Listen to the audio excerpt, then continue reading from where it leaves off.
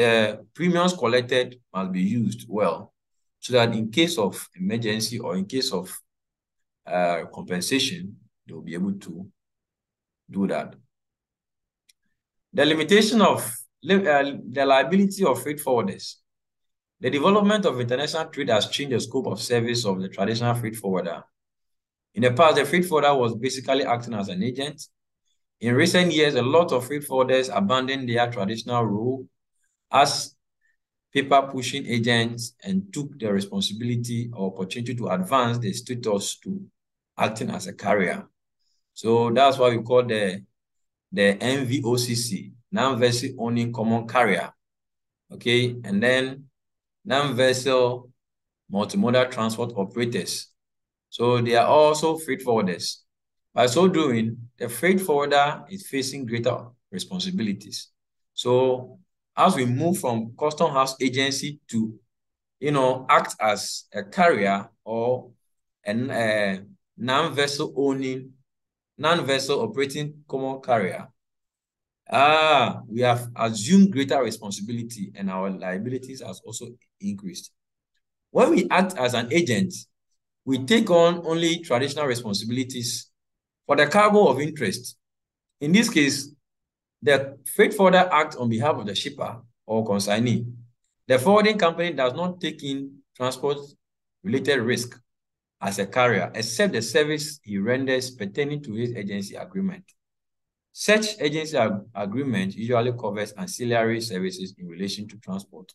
So now freight forwarders have actually moved from agents and to, actually as operating as carriers.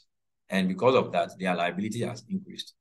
Freight forwarder can actually act as a carrier or a consolidator. And when they act as a consolidator or a carrier, they take full responsibility of the whole transport. So a house bill of lading is often issued by the freight forwarder in such a position. And most of the time, the companies acting as non-vessel operating common carrier, operating multimodal transport, also subcontract some of the voyage or some of the goods in transit, or even subcontract the whole transport to another party. This may even render the freight forwarding company be liable to a higher extent compared with any subcontractor involved, including shipping line, whose liability may be protected by the law or conventions governing that particular mode of transport. So the shipping lines, their liability are always governed by a particular mode of transport. But with the freight forwarder, when they assume position of non-vessel operating multimodal transport operation, it means that they have to subcontract, or even sometimes they subcontract the whole transport, okay? And this will render them more liable to a larger extent than their subcontractors. Demarcation of liability risk of the freight forwarder. When we consider the issue of liability insurance of freight forwarder, it will become evident that there are practical situations in which the boundaries between the fields of different accountabilities are not always so sharply demarcated. Certainly not as sharp as it appears in insurance contract. So how is demarcation of risk done? Okay. So what we say is that the risk of being held accountable for damage caused to a third party depends on the capacity of the freight forwarder and the activities that actually happened. If the relationship between the freight forwarder and the employee or the cargo interested parties is directed by legal provisions, treaties, and all that, okay, there's a way those treaties are carefully demarcated, okay, the various liabilities pertaining to each of the parties involved. Dangerous goods transport. The potential liability for a freight forwarder is even higher when the transport involves dangerous cargo. It is very important to purchase correct liability insurance cover when carrying dangerous cargo. The transport of dangerous cargo entails the certificate with respect to specific type of goods, as well as the compulsory requirement for packing, labeling, and handling of the goods.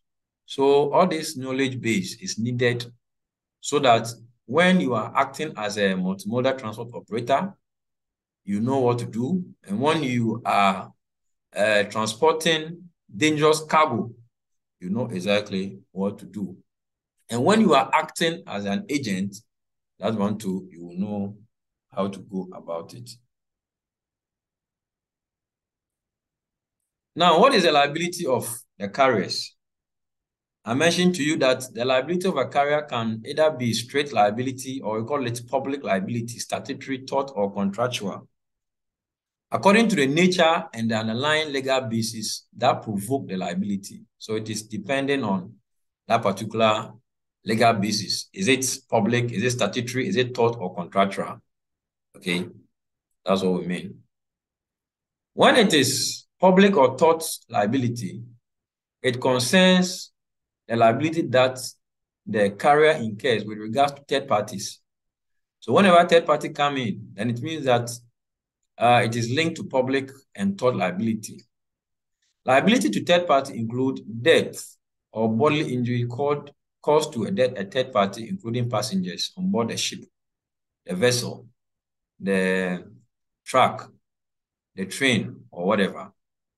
Insurance of such liability is usually compulsory according to national laws. Without such an insurance or security, the motor vehicle, for instance, is not allowed to drive on road.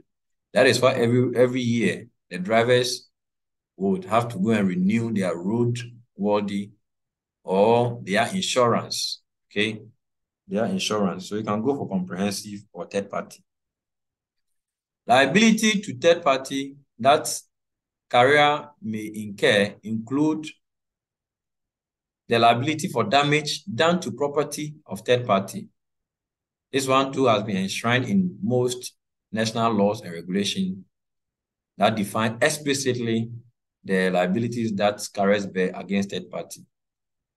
When we talk about contractual liability, it deals with the liability that carriers assume as opposed to the what? Other party or parties bound by the transport contract, such as the shipper, consignee, the merchant, or whatever. Contract liability is dependent on the provision of the specific contract. So when the contract was signing, who was supposed to take with liability and who was supposed to take with liability? If this is not overruled by explicit statutory liability, the concept of freedom of contract applies. Statutory liability is regulated by stipulation of laws and regulation. The laws and regulation, including international convention and agreements, are effectuated either by itself when conditions satisfied or by the choice of the contract parties. In latter case, that's in case of the contract parties, the liability defined by the statutes are considered also as contractual. On the other hand, public liability in majority cases is clearly defined in national laws, which is therefore a type of what? Statutory liability too.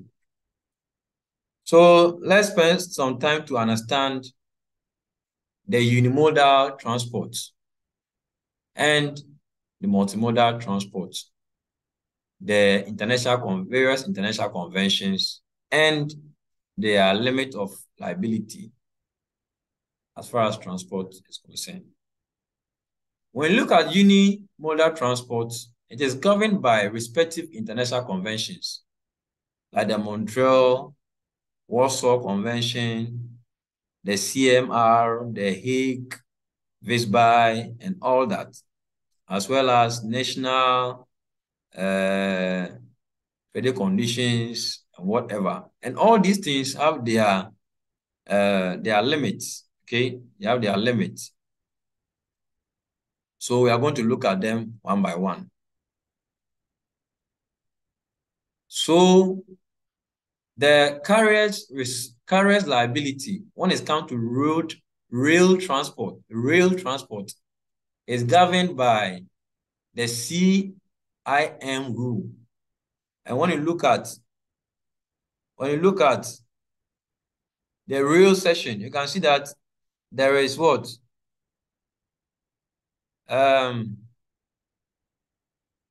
17 equivalent units. Okay.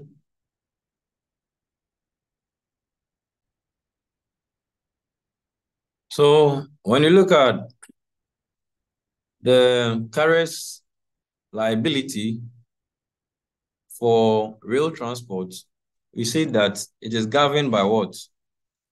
The CMI convention.